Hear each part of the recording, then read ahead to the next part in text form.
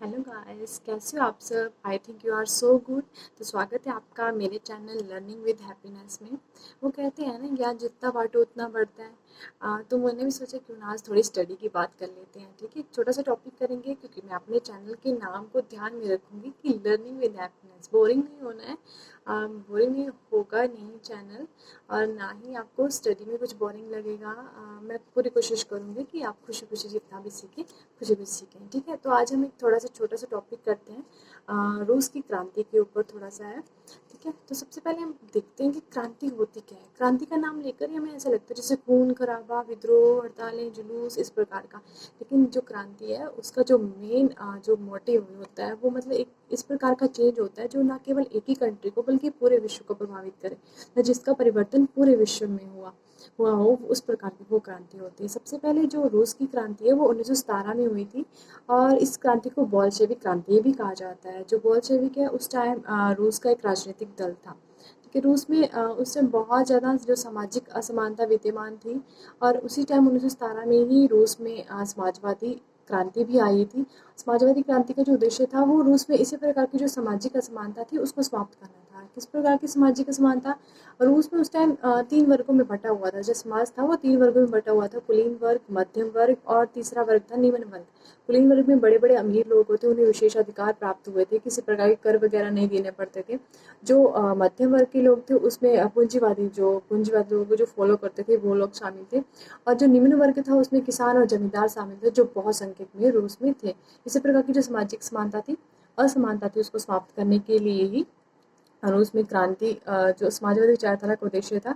और रूस की क्रांति का जो मुख्य उद्देश्य ये था कि जार निकोलस द्वितीय जो उस टाइम रूस का शासक था, उसकी राजनीतिक जो शासन व्यवस्था थी उसको समाप्त करके शासन व्यवस्था को समाप्त करके वहाँ पर समाजवादी विचारधारा या समाजवादी क्रांति को लाना था।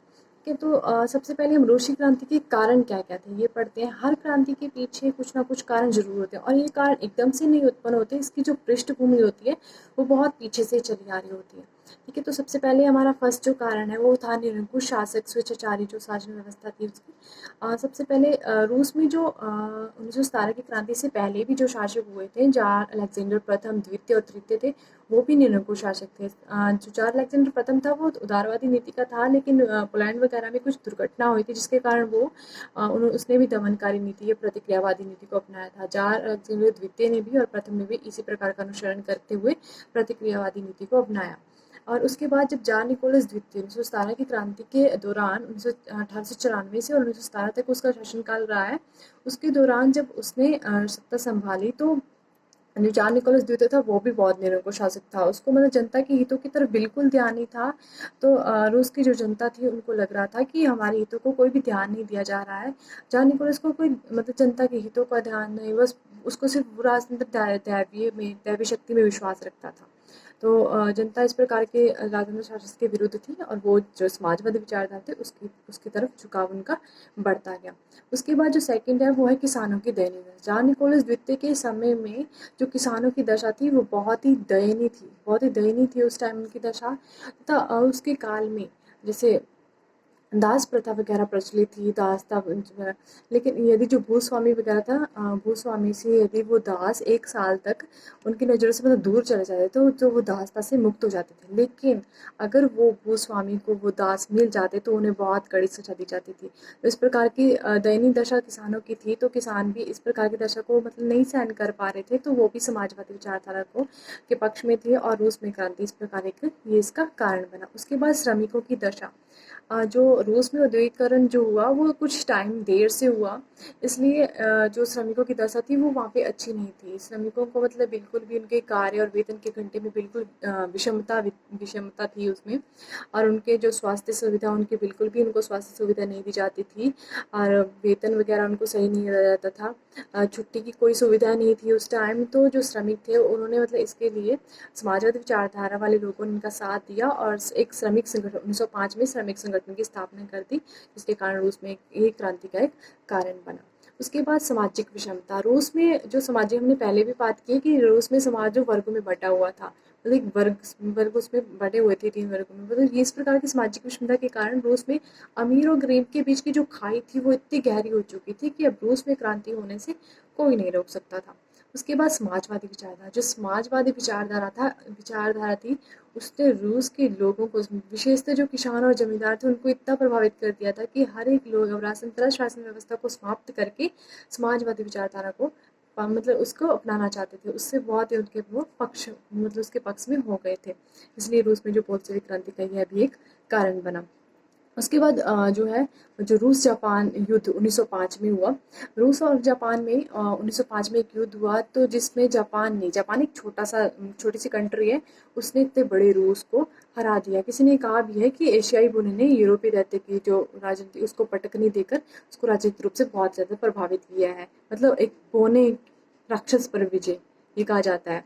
इस टाइप से ये चाइना वाले में कहा गया था। मतलब चाइना और जब जापान में युद्ध हुआ था, तो कहा जाता है कि राक्षस की कि एक बोने ने राक्षस पर विजय की थी। इस प्रकार इसमें भी एक आगे कि एशियाई बोने ने यूरोपीय दैत्य पर ये को पटकने देकर उसकी राजनीति को प्रभावित किया है।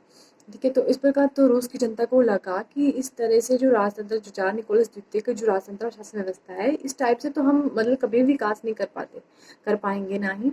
तो उन्होंने एक ड्यूमा मतलब होता है संसद, तो उन्होंने संसद की मांग की कि हम इसको समाप्त करके वहाँ पे संसद की स्थापना की जाए।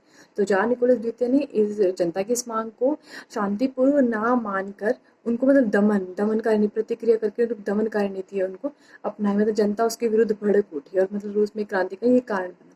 उसके बाद एक खूनी रविवार की घटना हुई थी, जो 1905 में ही हुई थी। 1905 में जो औद्योगिकरण की क्रांति जिस टाइम हुई थी, तो श्रमिकों को काफ़ी, मजदूरों को, किसान जो मजदूर मतलब श्रमिक थे, उनको फैक्ट्रियों वगैरह से, कारखानों वगैरह से काम से निकाल दिया गया, क्योंकि अब मशीनीकरण आ गया था। तो मशीनों की वजह से मजदूरों को बाहर, तो जो कुछ किसान निकाले थे, उसके साथ ही जो किसान नहीं निकाले गए थे, मजदूर नहीं निकाले गए थे, सॉरी, जो श्रमिक नहीं निकाले थे, वो भी उनको काम छोड़कर और उन श्रमिकों के साथ मिलकर मतलब हड़तालें वगैरह उन्होंने कर दी। और जो ड्यूमा की जब उन्होंने मांग की थी, उस टाइम भी जार निकोलस ने जो उनके साथ दमनकारी नीति अपनाई थी। मतलब इस टाइप से जब श्रमिकों को हड़तालें शुरू की, उन्होंने जुलूस निकालने शुरू किए थे, तो जो रूस की सरकार थी, उन्होंने इसके विरुद्ध दमनकारी नीति अपनाई और श्रमिकों पर बमबारी, गोली वगैरह, काफ़ी खून खराबा हुआ। उस दिन 22 जनवरी था और दिन रविवार था। मतलब इतना खून खराबा हुआ था इस टाइम से, इस समय, इसलिए इस घटना को खूनी रविवार, ब्लडी संडे के नाम से भी जाना जाता है। और ये भी एक रूसी क्रांति का एक कारण बना। इसके बाद हम तत्कालिक कारण की बात करें, तो प्रथम विश्व युद्ध जो है वो इसका तत्कालिक कारण माना जाता है। रूस जो है वो नहीं चाहता था कि वह प्रथम विश्व युद्ध में शामिल हो, लेकिन कुछ कारण थे जिसकी वजह से रूस विश्व युद्ध में शामिल हो गया। और मतलब शामिल तो हो गया। जो जार निकोलस द्वितीय था, उसने काफ़ी सारे सैनिकों को इसमें भर्ती कर दिया, करोड़ों के हिसाब से इसमें भर्ती कर दिया। उसने भर्ती तो कर लिया, लेकिन ना ही उन्हें मतलब युद्ध सामग्री पर्याप्त मात्रा में प्रदान की, और ना ही उन्हें कोई हथियार दिए, ना ही कोई सुविधाएं दी। और उन्होंने सबसे ज़्यादा जो भर्ती की, उसमें किसानों को सबसे अधिक भर्ती कर लिया। तो अब कृषि करने के लिए कोई बचा नहीं था, तो उत्पादन में कमी होने लगी। उत्पादन में कमी हुई, तो वहाँ पे जो सैनिक थे, वो मतलब भूख वगैरह मरने लगे, सैनिकों की मृत्यु होने लगी। और इस प्रकार जब सैनिकों की मृत्यु होने लगी, धीरे धीरे तो बेरोजगारी बढ़ती जा रही थी, और मतलब आर्थिक रूप से पूरी तरह से पिछड़ चुका था। तो इसी दौरान जो लेनिन के नेतृत्व में, उसी टाइम जो बोल्शेविक क्रांति थी, मतलब बोल्शेविक दल जो था, उन्होंने मतलब बिना किसी की मतलब सलाह लिए रूस को प्रथम विश्व युद्ध से अलग कर लिया, प्रथम विश्व युद्ध से अलग कर दिया। और इसी टाइम से मतलब ये कारण था रूस की क्रांति का, कि उसको अलग कर लिया। और इसी कारण से जो रूस की क्रांति, जब रूस प्रथम विश्व युद्ध से उन्होंने अलग कर लिया था, तो जब लगे तो कुछ माह बाद प्रथम विश्व युद्ध की समाप्ति हो गई थी। 1918 के दौरान ही मतलब उसकी समाप्ति हो गई, क्योंकि अन्य देशों की अन्य जनता जो थी, वो भी अपनी सरकारों से मांग करने लगी कि हम भी, क्योंकि आर्थिक रूप से इतने पिछड़ चुके थे, वो भी चाहते थे कि युद्ध समाप्त हो, और रूस ने इसमें पहल की, इसलिए मतलब प्रथम विश्व युद्ध की समाप्ति भी इसी में मान जाती है। ठीक है, I think you enjoy with me this topic. I think enough for this time.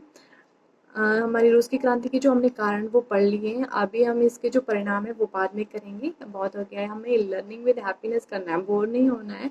ठीक है, I think you enjoy this topic, and now bye bye, take care.